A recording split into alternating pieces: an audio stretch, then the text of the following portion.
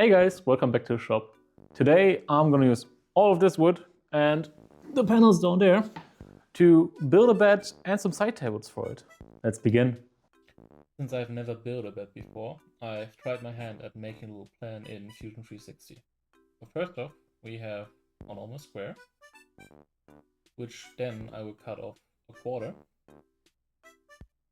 to have a place where the mattress can sit in without sliding off. I then made all the slats, which I sunk in, so they will sit flush with the bottom corner where the mattress sits on. Then I will add the legs. Then I noticed that I actually placed them the wrong way around, since this is the longer side. Added a new slat and used the cutting function to make all the holes in here represent where I will cut the holes for slats so that they will sit flush with the frame.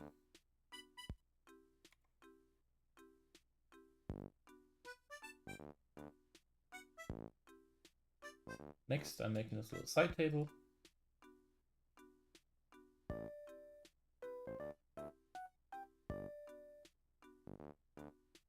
Which will be pretty much 60 by 60 by 60. So I can just use a stock piece.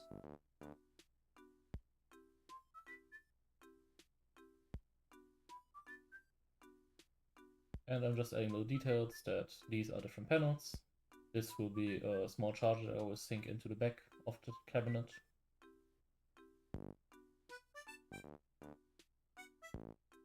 Where my plan is to have a drawer up front and a small space behind here where an extension cord will be with charging brick. So you can also have power for a bedside lamp.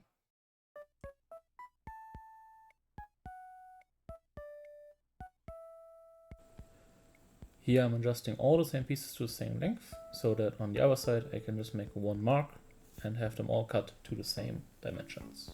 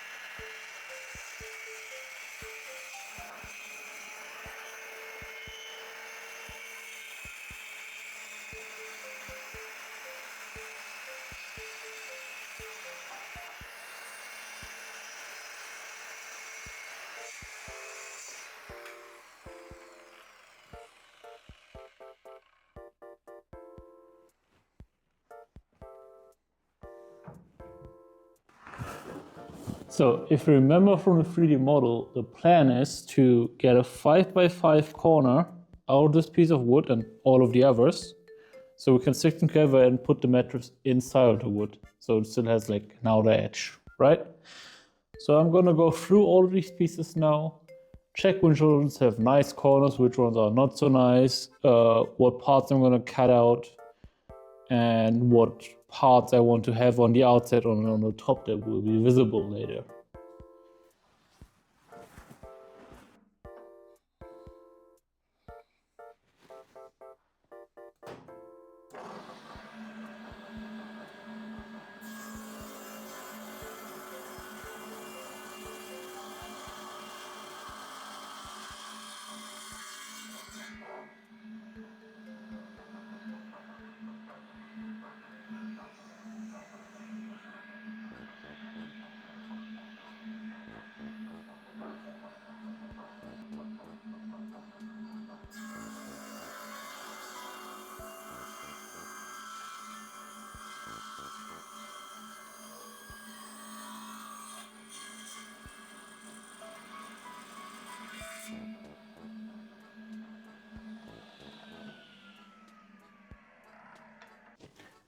I've laid out how the bed will be set up, which is primarily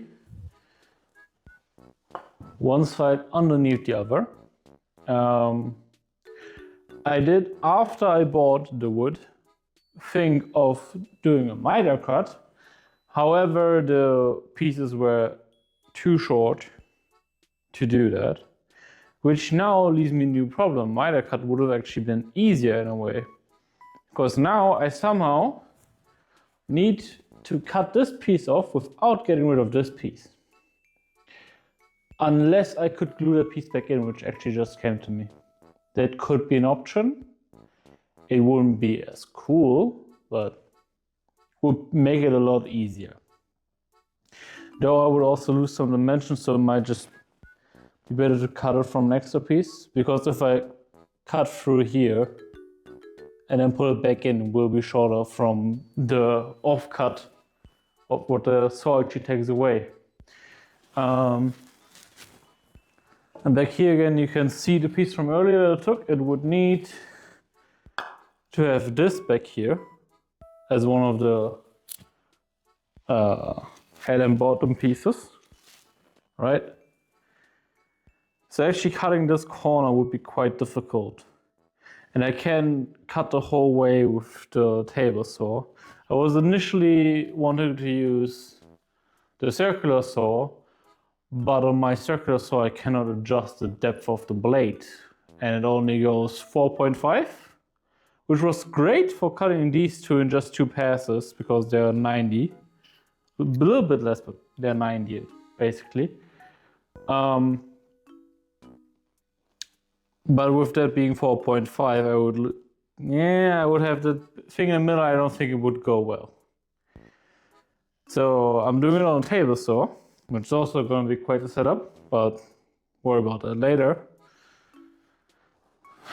So the other worry is, what do I do with those pieces where I have to leave a part of the end piece? Cutting it out would be the easiest part, and then just make a second piece out of one of the overstocks and put it in there.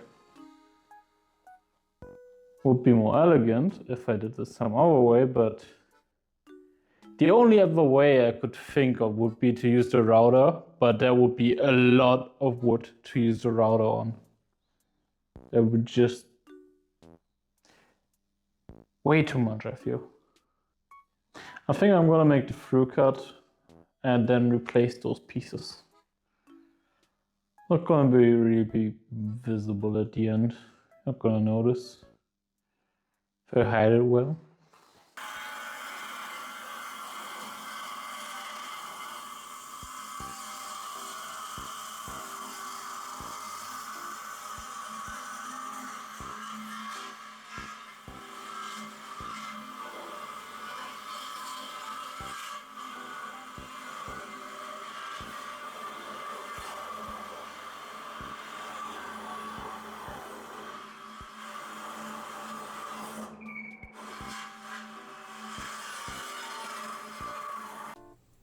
Here I'm marking the position that I need to cut out with the router to make space for the slats.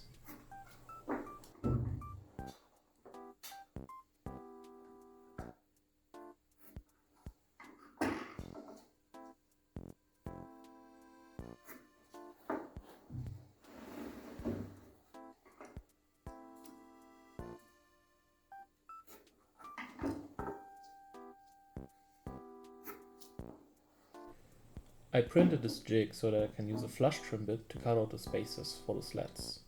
Essentially, the bit has a little ball bearing on one end that will ride along the jig without cutting it, while holding out the wood underneath. I have to be quite careful here. While the bit is thick enough to hog out all the material in one go, you can't really do that. It can lead to kickback, broken out wood, or even destruction of the bit itself. So I'm taking multiple shallow passes.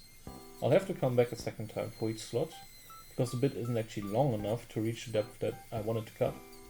So after I do all the cuts with the jig, I can then come back without the jig and use the slot I already made as a template for the deeper pass.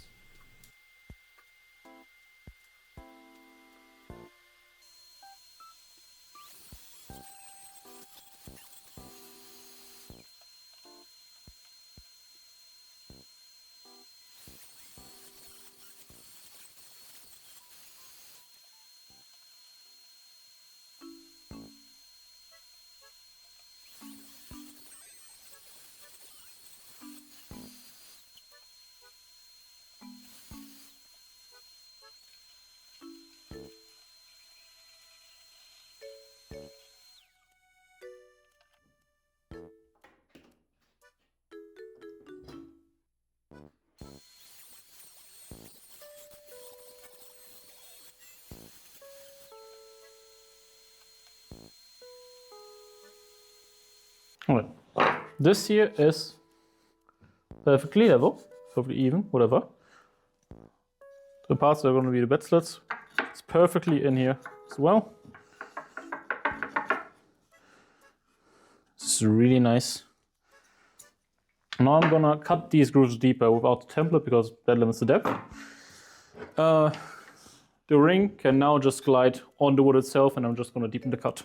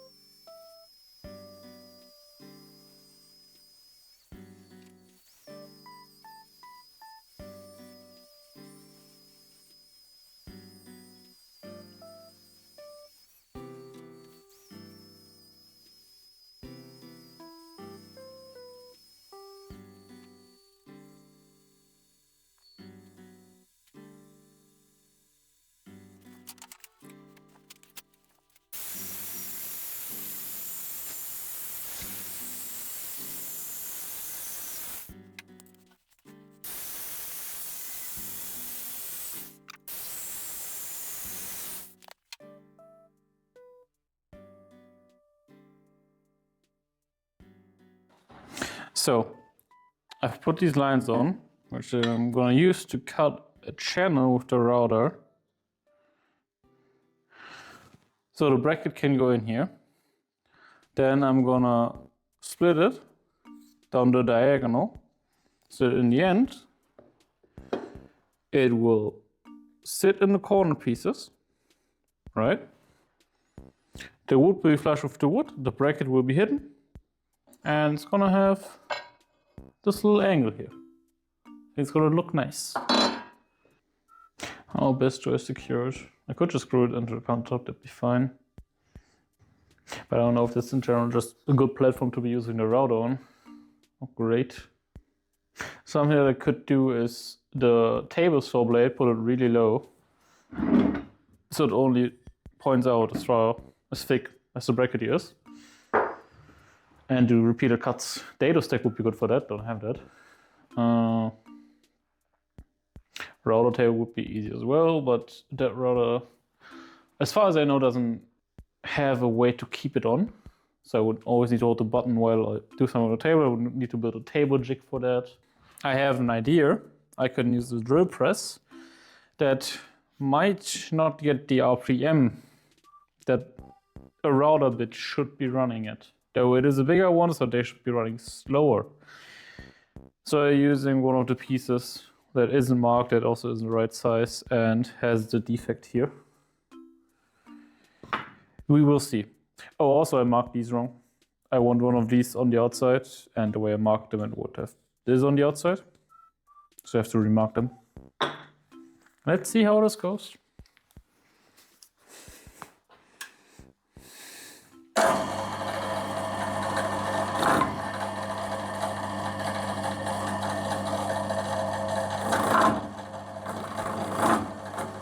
Yep. This is definitely not working. Okay. That is unfortunate. That would have been really nice.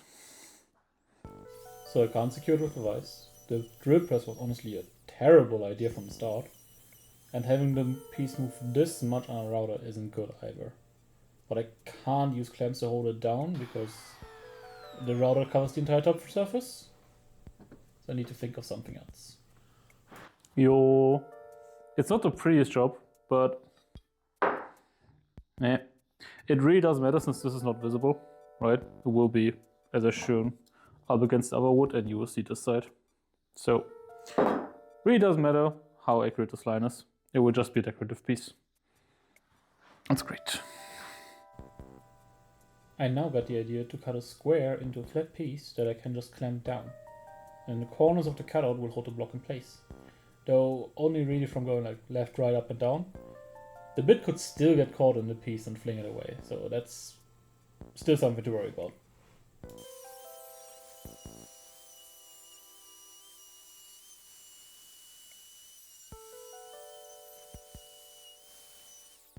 It was almost a perfect fit, but it's hard to get in like that. So I'm cutting the tabs and the corners to get it in, while still being strong on the sides.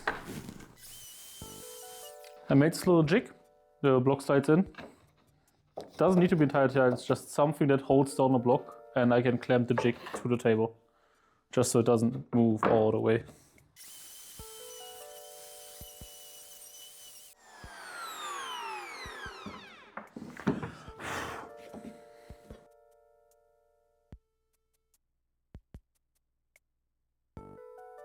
Yes, perfectly flat.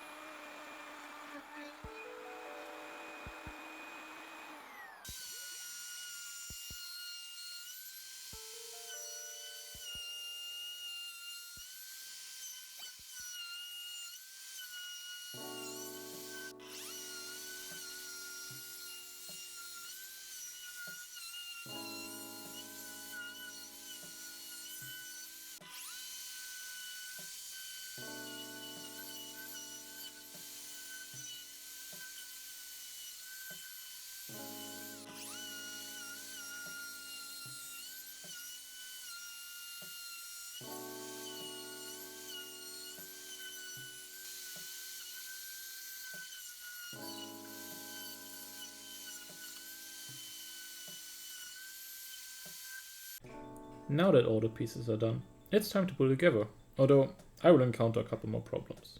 But for that, you will have to come back next week. So, if you don't want to miss it, like and subscribe, and I will see you then.